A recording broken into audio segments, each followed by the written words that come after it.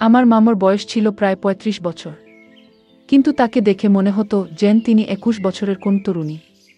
মামির আধুনিক পোশাকের ধরন দেখে আমি প্রায় অবাক হয়ে যেতাম। এক রাতে হঠাৎ ঘুম ভেঙে যায় এবং আমি শুনতে পাই মামির ঘর থেকে আসা এক ধরনের আওয়াজ। আমি কিছুটা আতঙ্কিত হয়ে মামির ঘরের দিকে এগিয়ে যাই। দরজার ফাঁক দিয়ে উঁকি দিয়ে যা দেখলাম তা আমার জন্য ছিল সম্পূর্ণ অপ্রত্যাশিত। হঠাৎ আমি আমার মামিকে ঘরে এক অপরিচিত ব্যক্তির সাথে দেখলাম। ঘরের পরিবেশ কিছুটা অস্বাভাবিক লাগছিল এবং মাম আমাকে দেখে বেশ অবাক হয়ে গেলেন। তিনি আমাকে শান্তভাবে বললেন, এই ব্যাপারটি নিয়ে দয়া করে কারো সাথে কথা বলো না। মামির মুখের দিকে তাকিয়ে আমি তাকে কথা দিলাম যে আমি কারো কাছে এই ঘটনা প্রকাশ করব না। এরপর আমি সেই অপরিচিত মানুষটিকে ঘর থেকে বের করে দিয়ে মামির পাশে গিয়ে বসি। তারপর আমি মামকে, বন্ধুরা, আজকের গল্পটি অনেক বেশি স্পেশাল। সবাই রেডি হয়ে যাও। দয়া করে গল্পগুলো ভালো লাগলে ভিডিওটি লাইক, শেয়ার এবং চ্যানেলটি সাবস্ক্রাইবই করো প্লিজ। আমার মাম ছিলেন অসাধারণ সুন্দর। তার মেয়ের থেকে তাকে কম বয়সী মনে হতো। আমি প্রায়ই মামির বাসার বাজার করে দিতাম, কারণ মামা কাজের জন্য প্রায়ই বাইরে থাকতেন। একদিন মামা আমাকে ডেকে বললেন, বাবা, আমি ৩ মাসের জন্য বিদেশে যাচ্ছি। আমাদের কোম্পানির নতুন একটি প্রজেক্টের কাজ সামলাতে হবে। তুমি তো আমাদের পরিবারের একজনই, তাই আমি চাই তুমি বাড়ির দিকটা একটু দেখে রাখো। তারপর তিনি যোগ করলেন, তুমি তো আমার মেয়ের মামাতো ভাই, আর আমার দীর্ঘ সময়ের জন্য বাইরে থাকতে হবে। আমি চাই তুমি কয়েকদিন আমাদের বাড়িতে থেকে আমার স্ত্রী ও মেয়ের দেখাশোনা করো। আমার মেয়ে সারাদিন ইউনিভার্সিটিতে ব্যস্ত থাকে। সন্ধ্যায় বাড়ি ফিরে তখন যদি তোমার মামার কোনো সাহায্যের প্রয়োজন হয়, তুমি তো আছো। আমি তার কথায় সম্মতি জানালাম এবং দায়িত্ব নিতে প্রস্তুত হলাম। আমার ভেতরে পরিবার ও সম্পর্কের প্রতি দায়িত্ববোধ কাজ করছিল। তাই চাচার অনুরোধ রাখতে রাজি হলাম। মামা যখন স্বল্প সময়ের জন্য বাইরে যেতেন, তখন খুব একটা চিন্তা করতেন না, কারণ আমি সবকিছু সামলে নিতাম। কিন্তু এবার ৩ মাসের জন্য যাওয়ার প্রস্তুতি নিচ্ছিলেন, আর এই দীর্ঘ সময়ের জন্য পরিবারকে একা ফেলে যেতে তার মনসায় দিচ্ছিল না। মামার উদ্যোগ দেখে আমি বললাম, আপনার কোনো চিন্তা করতে হবে না, আমি সব ঠিকভাবে সামলে নেব। আপনার সম্মান আমারও সম্মান। আমার এই কথাটি সত্যিই মন থেকে বলা ছিল, কারণ মামা আমার জীবনে অনেক অবদান রেখেছেন, বিশেষত আমার বাবা মায়ের মৃত্যুর পর তিনি আমাকে সবসময় সমর্থন করেছেন। তবে কয়েকটি রাত মামার বাড়িতে কাটানোর পর আমি এমন কিছু করলাম যা কখনো ভাবিনি। মামার ভালোবাসা এবং ভরসার প্রতি আমি অন্যায় করলাম। আমি আমার জিনিসপত্র মামার বাড়িতে নিয়ে এলাম, যদিও মাম বলেছিলেন যে তিনি একাই সবকিছু সামলাতে পারবেন। তবে মামা তার কথা শুনলেন না এবং আমাকে বাড়িতে রেখে ৩ মাসের জন্য কাজে চলে গেলেন। মামা চলে যাওয়ার পর প্রথম রাতেই আমি ভাবলাম যে আমার মামাতো বোনের সাথে সময় কাটাবো। অনেক কথা বলুক, যাতে আমরা একে অপরকে আরও ভালোভাবে বুঝতে পারি। আমি চেয়েছিলাম তাকে আমার পরিস্থিতি সম্পর্কে জানানো, কিন্তু দেখি সে তার পড়াশোনা নিয়ে খুবই ব্যস্ত এবং আমাকে বিশেষ কোনো গুরুত্ব দেয়নি। আমার রাতে দেরি করে ঘুমানোর অভ্যাস ছিল, তাই বাড়ির ভেতরে একটু হাঁটাহাঁটি করতে শুরু করলাম। মামার বাড়ি বেশ বড় ছিল এবং সেখানে 2টি অংশ ছিল। এভাবে ঘুরতে ঘুরতে আমি উপরের অংশে চলে গেলাম, যা সাধারণত কেউ থাকতো না, কিন্তু হঠাৎ দেখি উপরের অংশের একটি ঘরের লাইট জ্বলছে। আমি অবাক হয়ে সেই ঘরের দিকে এগিয়ে গেলাম। দরজার ফাঁক দিয়ে উঁকি দিয়ে দেখি ভেতরে মামি ছিলেন। তিনি একটি লাল রঙের নাইটি পরেছিলেন এবং নিজেকে সুন্দর করে সাজছিলেন। তাকে দেখে মনে হচ্ছিল তিনি যেন রূপের রানী। এই প্রথমবার আমি মামিকে এমন অবস্থায় দেখলাম, কিন্তু এখন বুঝতে পারছিলাম মামি আসলে একজন সুন্দরী এবং জীবন্ত নারী। মামিকে দেখলে মনে হতো তিনি তার বয়সের তুলনায় অনেক বেশি সুন্দর এবং আকর্ষণীয়। সেদিন তাকে পুরোটা খেয়াল করে আমার মনে এক অদ্ভুত অনুভূতি জেগে উঠল, কিন্তু তারপরে আমি যা দেখলাম তা সত্যিই আমাকে অবাক করে দিল।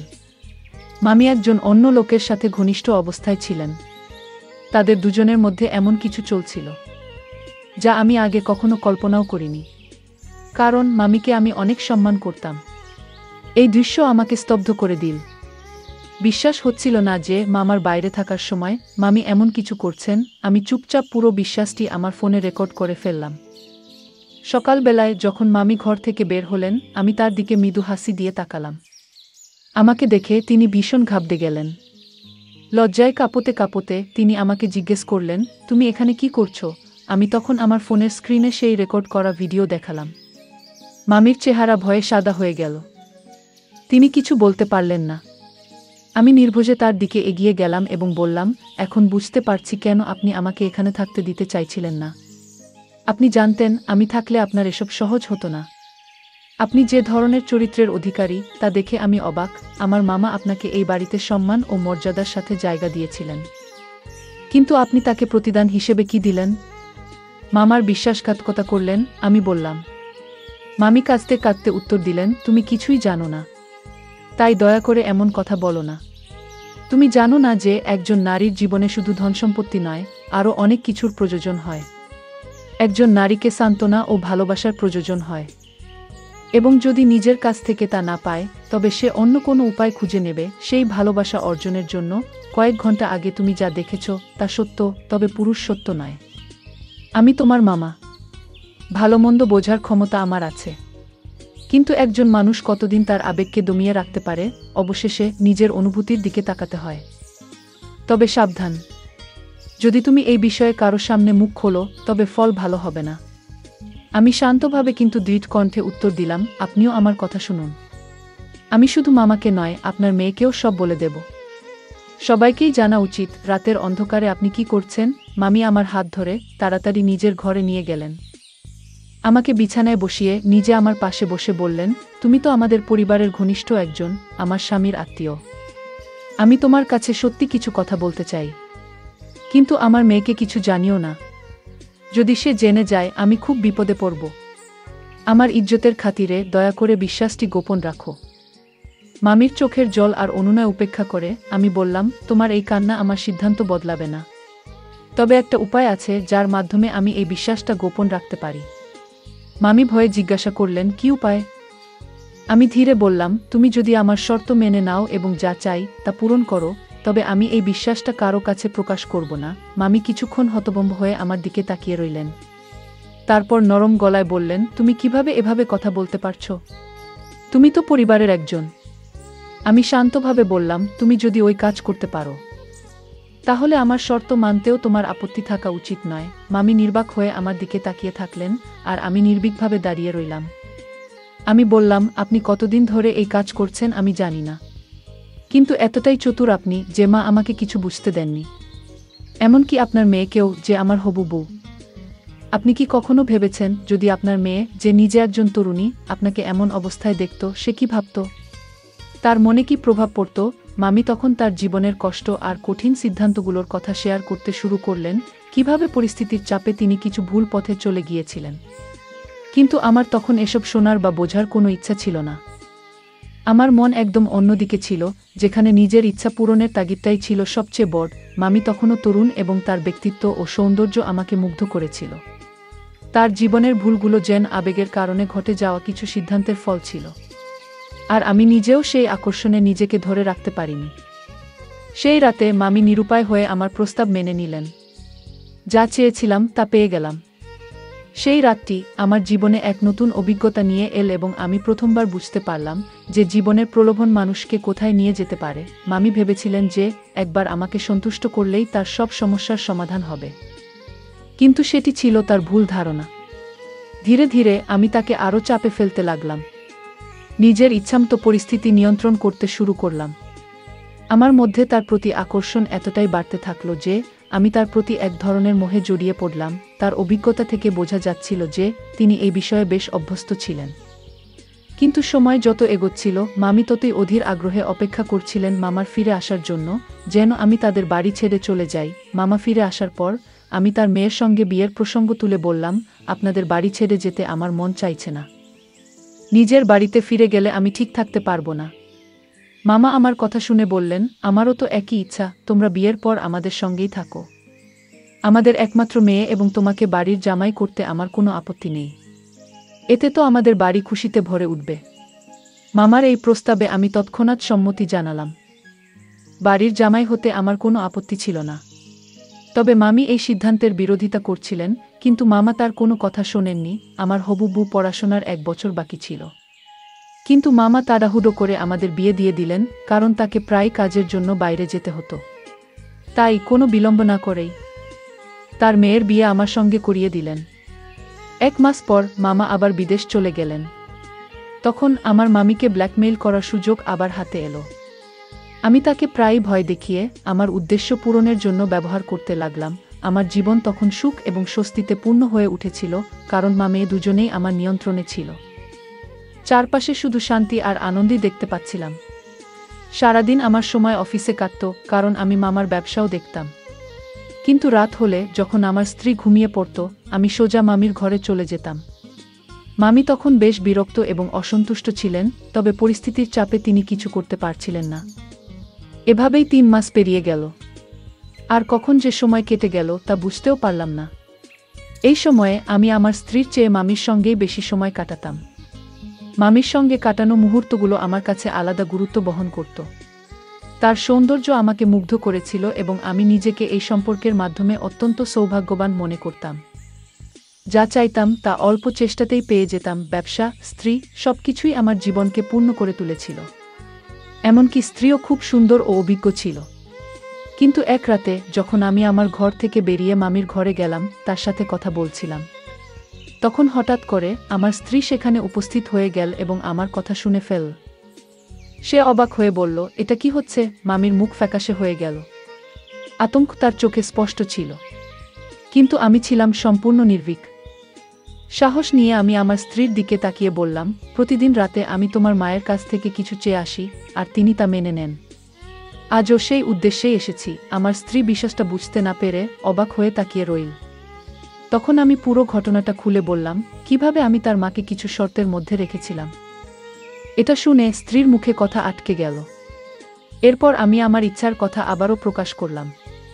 মামি লজ্জায় চুপচাপ দাঁড়িয়ে রইলেন। আর আমার স্ত্রী তখনও হতবাক হয়ে আমার কথাগুলো হজম করার চেষ্টা করছিল। আমার স্ত্রী ধীরে ধীরে তার মায়ের দিকে তাকিয়ে অস্পষ্ট গলা জিজ্ঞাসা করল, মা, এটা কি সত্যি? তুমি কি আমার স্বামীর সঙ্গে জড়িত ছিলে? মামি সঙ্গে সঙ্গে উঠে দাঁড়িয়ে মেয়ের হাত ধরে বললেন, মা, আমি ইচ্ছা করে কিছু করিনি। আমি খুব অসহায় ছিলাম। অনেক কিছু আমার ইচ্ছার বাইরে ঘটেছে। তোমার স্বামী আমাকে দীর্ঘদিন ধরে চাপের মধ্যে রেখেছে। তোমার বিয়ের আগের থেকেই আমি চাইনি তোমার উপর এর প্রভাব পড়ুক। তাই সবকিছু চেপে রেখেছিলাম। মামির চোখের পানি ধরে রাখতে পারছিলেন না। তিনি আরও বললেন, তোমার কষ্টের ভয়ে আমি এই সত্য গোপন রেখেছিলাম। কিন্তু আমি জানতাম না যে আমার এই গোপন বিষয় এতদিন পরেও ফাঁস হয়ে যাবে। যদি ফাঁস হতেই হতো তাহলে আমি তার কথা শুনতাম না। কিন্তু আজ সবই প্রকাশিত হয়ে গেল। আমার স্ত্রী কিছুক্ষণ নীরব থাকল, চিন্তায় ডুবে। আমি মামকে পাশে বসিয়ে দিলাম এবং স্ত্রীর দিকে তাকিয়ে বললাম, তুমি এখন ঘরে ফিরে যাও। আমি এখানকার বিষয়গুলো ঠিক করে নেব। কিন্তু সে দৃঢ়ভাবে উত্তর দিল, না, আমি এখানেই থাকব। আমি দেখতে চাই এতদিন ধরে তুমি আমার মায়ের সাথে কি করছিলে। আমি মামির দিকে তাকিয়ে মৃদু হেসে বললাম, আমি এমন কিছুই চাইনি যা আপনার পক্ষে অসম্ভব। মাত্র 15 লাখ টাকার কথাই বলেছি। আপনি এই টাকা আমাকে দিয়ে দিন, কারণ অন্যের বাড়িতে থাকা আমার পছন্দ নয়। আমি আমাদের জন্য একটি নিজস্ব বাড়ি তৈরি করছি, যেখানে আমরা শান্তিতে থাকতে পারব। আর তাই আমি বারবার টাকার প্রয়োজন অনুভব করছি। যদি আপনার সম্মান রক্ষা করতে চান তবে আমার এই চাহিদা পূরণ করুন। এটাই সেই দাবি যা আমি আমার মামির কাছে করে আসছিলাম। ধীরে ধীরে আমার অ্যাকাউন্টে অনেক টাকার সমাগম হচ্ছিল এবং মামির অ্যাকাউন্ট ফাঁকা হতে চলেছিল। মামির ব্যাংক অ্যাকাউন্টে আর কোনো টাকা ছিল না। তাই তিনি বারবার আমার চাহিদা পূরণে অস্বীকার করছিলেন। আমি তাকে মানসিক চাপে রাখছিলাম। মামি কাঁদতে কাঁদতে বললেন, আমি সত্যি বলছি, আমার কাছে আর কোনো টাকা নেই। আমার সবটুকু সম্মানের জন্য তোমাকে দিয়েছি। একটা বলেই তিনি আরও জোরে কাঁদতে শুরু করলেন। এমন সময় আমার স্ত্রী আমার কাছে এসে আমার শার্টের কলার ধরে বলল, তোমার এতটুকু লজ্জা নেই? তুমি আমার স্বামী হয়ে কিভাবে আমার মায়ের সঙ্গে এমন খেলা খেলতে পারো? তুমি আমার মায়ের দুর্বলতার সুযোগ নিয়েছ। যদি মায়ের কোনো গোপন বিষয়ে তোমার জানা ছিল তাহলে তোমার উচিত ছিল তাকে সাহায্য করা। কিন্তু তুমি তাকে ব্ল্যাকমেইল করে তোমার ইচ্ছা পূরণ করেছ। এভাবে টাকা আদায় করছিলে। আমার স্ত্রীর এই আচরণে আমি হতবাক হয়ে গেলাম। সে আমার মুখে একটি চড় মারল, যা আমি কোনোভাবেই প্রত্যাশা করিনি। আমি অবিশ্বাসের চোখে তার দিকে তাকিয়ে রইলাম। এই নারী, যিনি আমাকে এত সম্মান করত, আজ আমার সঙ্গে এমন আচরণ করল। তার উচিত ছিল তার মায়ের সঙ্গে কথা বলা এবং জিজ্ঞাসা করা কেন তার মা এতদিন তাকে মিথ্যা বলছিলেন। কিন্তু সে রাগে ফেটে পড়ল এবং আমাকে বলল, তুমি তোমার জিনিসপত্র গুছিয়ে এই বাড়ি থেকে বেরিয়ে যাও। আমি তোমার মতন একজন বেঈমান ও চরিত্রহীন মানুষের সাথে আর এক মুহূর্ত থাকতে পারবো না।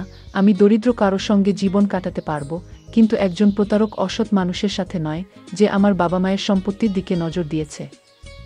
আমার স্ত্রী যখন আমাকে ঘর থেকে বের করে দিল, তখন আমার পক্ষে এটা বিশ্বাস করা কঠিন ছিল যে সে আমার সাথে এমন আচরণ করবে।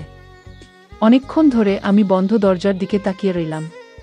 ওই রাতের কথা মনে পড়ছিল, যখন আমি মামিকে এক অচেনা মানুষের সাথে দেখেছিলাম। পরে আমি মামির সাথে কথা বলি এবং জিজ্ঞাসা করি, কেন তিনি মামার সাথে বিশ্বাসঘাতকতা করছেন। মামি তখন সত্যটা জানালেন, অনেক বছর আগে মামা কোনো এক মহিলার প্রেমে পড়ে গিয়ে মামিকে তালাক দিয়েছিলেন। কিন্তু মেয়ের ভবিষ্যতের কথা ভেবে এই বিশ্বাসটা তারা কাউকে জানায়নি। বাইরের দুনিয়ার কাছে তারা স্বামী স্ত্রী হিসেবে নিজেদের পরিচয় দিতেন, কিন্তু বাস্তবে তাদের সম্পর্ক বহু আগেই শেষ হয়ে গিয়েছিল। মামা বিদেশে গিয়ে আবার বিয়ে করেছিলেন এবং বেশিরভাগ সময় সেখানেই থাকতেন। তাদের বিচ্ছেদ মামিকে একা করে দেয়, আর একসময় তার মনোবাসনা জাগ্রত হয়। তিনি নিজের ইচ্ছা পূরণের জন্য গোপনে বিয়ে করেছিলেন। মামি তখনও যুবতী ও অত্যন্ত সুন্দরী ছিলেন, তাই তার দ্বিতীয় বিয়েটা খুব সহজে হয়েছিল। তবে তারা এই বিয়ের কথা গোপন রেখেছিলেন, কারণ মামা ও মামি দুজনেই তাদের মেয়ের ভবিষ্যৎ ধ্বংস করতে চাননি। তাদের জানা ছিল বাবা মায়ের বিচ্ছেদ সন্তানদের উপর খারাপ প্রভাব ফেলে এবং ভবিষ্যৎ অনিশ্চিত করে তোলে। তাই তারা নিজেদের ব্যক্তিগত বিষয়গুলো লুকিয়ে রেখেছিল, যাতে তাদের মেয়ের উপর কোনো খারাপ প্রভাব না পড়ে। মামা ও মামির বিচ্ছেদ গোপন রাখা হয়েছিল, এবং যখন মামা ছাড়া মামির জীবনযাপন কঠিন হয়ে উঠল এবং তার একাকিত্ব অনেক বেড়ে গেল, তখন তিনি গোপনে আবার বিয়ে করেন। কিন্তু এই বিয়েটিও তিনি নিজের মেয়ে এবং প্রাক্তন স্বামীর কাছ থেকে লুকিয়ে রেখেছিলেন, কারণ তার মনে ভয় ছিল যে যদি মামা এই বিয়ের কথা জেনে যান, তবে তিনি তাকে এই বাড়ি থেকে বের করে দেবেন এবং মামি মেয়ের থেকে দূরে চলে যাবেন। মায়ের মেয়ের প্রতি গভীর ভালোবাসা তাকে এই গোপনীয়তা রাখতে বাধ্য করেছিল। মামি লুকিয়ে লুকিয়ে তার দ্বিতীয় স্বামীর সাথে দেখা করতেন। একদিন আমি তাকে এই অবস্থায় ধরে ফেললাম এবং এরপর তাকে ব্ল্যাকমেইল করতে শুরু করলাম। যতটা সম্ভব আমি তার কাছ থেকে অর্থ আদায় করতে লাগলাম, কারণ মামার ব্যবসা থেকে আমি শুধুমাত্র বেতন পেতাম। কিন্তু আমার লোভ বেড়ে গিয়েছিল। আমার ইচ্ছা ছিল এতটা ধনী হওয়া যে আমার স্ত্রী কখনো আমাকে ছেড়ে যাবে না। তবে আমার এই ইচ্ছা পূরণের জন্য আমি যে পথ বেছে নিয়েছিলাম তা ছিল ভুল। এ কারণেই আমার স্ত্রী আমাকে এড়িয়ে চলতে শুরু করেছিল। এরপরেও আমি অনেকবার মামার বাড়িতে গিয়ে আমার শাশুড়ি ও স্ত্রীর কাছে ক্ষমা চাইতে চেয়েছি এবং সম্পর্ক ঠিক করার চেষ্টা করেছি, কিন্তু প্রতিবারই আমি হতাশ হয়ে ফিরে এসেছি। এমনকি আমার মামাও তখন বিদেশ থেকে ফিরে এসেছিলেন। এরপরে আমি চরম লজ্জিত অবস্থায় চোখে জল নিয়ে মামার সামনে আমার সব ভুল স্বীকার করলাম।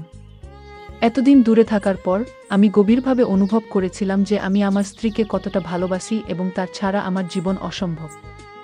মামি আবার বিয়ে করেছেন শুনে মামা খুব অবাক হয়েছিলেন, কিন্তু পরে বললেন, যদি আমার প্রাক্তন স্ত্রী দ্বিতীয় বিয়ে করে থাকে তাহলে এতে কোনো ভুল নেই। আমাদের ধর্ম এই অনুমতি দেয় এবং ধর্মের বাইরে কিছু করার অধিকার আমাদের নেই। আসল ভুলটা আমারই ছিল। আমি তাকে ঠুকিয়ে ছেড়ে চলে গিয়েছিলাম এবং বিদেশে গিয়ে বিয়ে করেছিলাম, এমনকি তাকে তালাক দিয়েছিলাম। কিন্তু সে কিভাবে একা এতদিন এই দীর্ঘ জীবনযাত্রা চালিয়ে যাবে? তারপর মামা আমাকে হতাশ ভঙ্গিতে বললেন, তুমি তার অসহায়তার সুযোগ নিয়ে খুব বড় ভুল করেছ। আমরা তোমার উপর খুব গর্ব করতাম, কিন্তু তুমি আমাদের নিরাশ করেছ।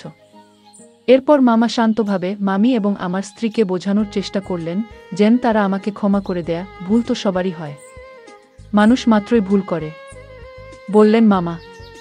মামি তার মেয়ের সংসার রক্ষার জন্য আমাকে ক্ষমা করতে রাজি হয়ে গেলেন, কিন্তু আমার স্ত্রী তখনও আমাকে ক্ষমা করতে চাইছিল না, এমনকি আমার মুখটাও দেখতে চাইছিল না। আমি স্ত্রীর পায়ে পড়ে ক্ষমা চাইলাম এবং বললাম, আমি যা করেছি তা আমাদের দুজনের ভবিষ্যতের জন্যই করেছি। আমার এইভাবে ক্ষমা প্রার্থনা এবং অনুরোধ করার পর অবশেষে আমার স্ত্রী কিছুটা নরম হয়ে গেল এবং শেষমেশ আমাকে ক্ষমা করে দিল। এরপর আমরা আবারও একসাথে সুখী জীবনে ফিরে এলাম। গল্পটা কেমন লাগলো জানাতে ভুলবে না। আরও মজার মজার রোমান্টিক গল্প শুনতে চাইলে ভিডিওটি লাইক, শেয়ার এবং চ্যানেলটি সাবস্ক্রাইব করতে এবং বেল আইকনটি ক্লিক করতে ভুলবে না। ধন্যবাদ।